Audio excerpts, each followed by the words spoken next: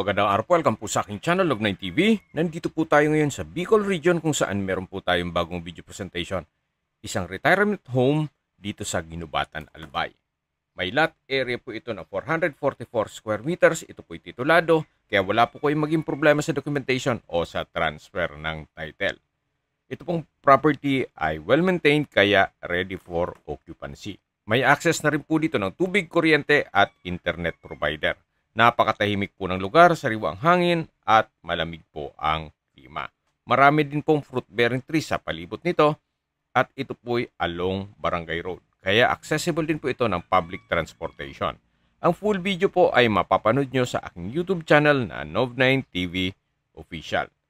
Binebenta po ito ni owner sa halagang 4.8 million pesos. Kung may mga katanungan po kayo, tawag lang po kayo sa aking numero. Maraming